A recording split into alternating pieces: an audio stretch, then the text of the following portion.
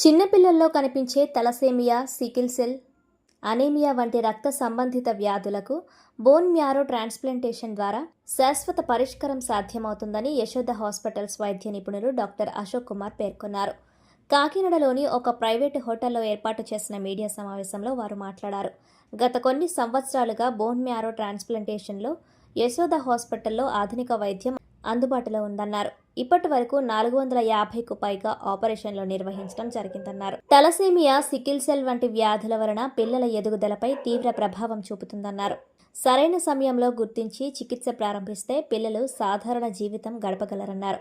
రక్తహీనత, తరచూ జ్వరం, బలహీనత వంటి లక్షణాలను నిర్లక్ష్యం చేయకూడదని సూచించారు. ప్రతి నెల 3వ బుధవారం కాకినాడ, రాజమహేంద్రవరంలో ప్రత్యేక వైద్య సేవలు అందుబాటులో ఉంటాయన్నారు.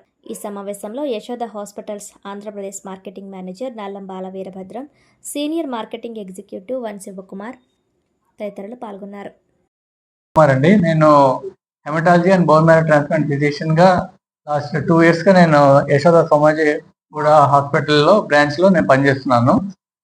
ప్రధానంగా ఈరోజు మనం అవగాహన కల్పించాల్సిన ఏంటంటే మనకి ఉభయ గోదావరి జిల్లాలో ఎక్కువగా తెలసీమియా, సికిల్ సెల్ అనీమియా అనేది పిల్లల్లో చాలా కామన్ గా ఉందండి.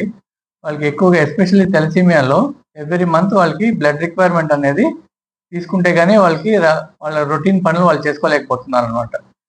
అదర్వైజ్ వాళ్ళకి హిమోగ్లోబిన్ 5-6 పడిపోతుంది. మనం బ్లడ్ ఎక్కిస్తే 7-8 వరకు వస్తుంది. లేదంటే మళ్ళీ next month again it will fall to 5 or 6. ఇది మన డిస్ట్రిక్ట్స్ లో చాలా ఎక్కువగా ఉంది. పుట్టుకతో వచ్చిన ప్రాబ్లం లాగా అనమాట. దానికి ఒకటే ట్రీట్మెంట్ అయితే లైఫ్ లాంగ్ బ్లడ్ ఎక్కించుకుంటూ ఉండడం, లేదా ట్రాన్స్ప్లాంట్ చేసుకుంటే క్యూర్ అనమాట.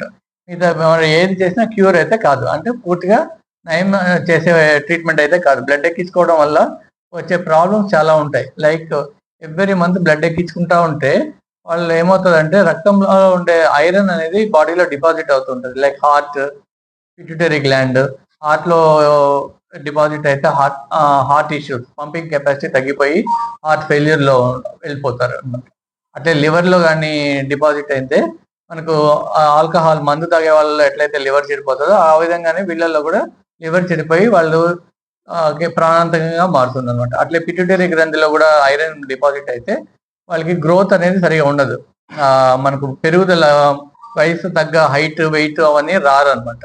సో ఇది తెలసీమియాలో వచ్చే common problem because of blood transfusion.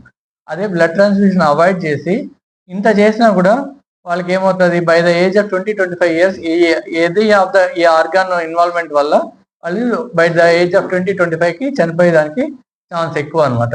అదే కానీ డయాగ్నోజ్ అయిన వెంటనే వాళ్ళు కానీ విత్ ఇన్ 1 or 2 months లో కానీ ట్రాన్స్ప్లాంట్ చేసుకోగలిగితే వాళ్ళకి ఇట్స్ క్యూర్ అనమాట. ఆ తర్వాత మళ్ళీ బ్లడ్ ట్రాన్స్ఫ్యూషన్ అవసరం ఉండదు. వాళ్ళ నార్మల్ లైఫ్ ఆ తర్వాత మనకు మిగతా వాళ్ళ ఎలా మనం జీవిస్తామో అలాగే వాళ్ళు 60-70 years వరకు లైఫ్ నడిపించవచ్చు. అలాగే ఇంకో condition sickle cell anaemia, aplastic anaemia అనేది కూడా మన జిల్లాలో చాలా కామన్ అండి. బికాస్ మన దగ్గర మనం ఎక్కువగా మనకి అగ్రికల్చర్ బేస్డ్ ఫ్యామిలీ కాబట్టి ఇటు సైడ్ అంతా మనకి మనం ఈ పెస్టిసైడ్స్, ఈ పురుగు మందులు అవన్నీ ఎక్కువ యూజ్ చేస్తాం కాబట్టి వాళ్ళ వల్ల పిల్లల్లో చాలా వరకు అప్లాస్టిక్ అనీమియా వచ్చేదానికి ఛాన్స్ ఉంది అనమాట. బ్లీడింగ్ డిజార్డర్స్, మనకి ఇక్కడ ఏదైనా చిన్నగా గాయమైనా వెంటనే ఒక 1 or 2 minutes లో అది అంటే బ్లీడింగ్ ఆగకుండా నయం అయిపోతుంది. అది కంట్రోల్ చేసుకోకుండా కెపాసిటీ మన బాడీకి ఉంటుంది.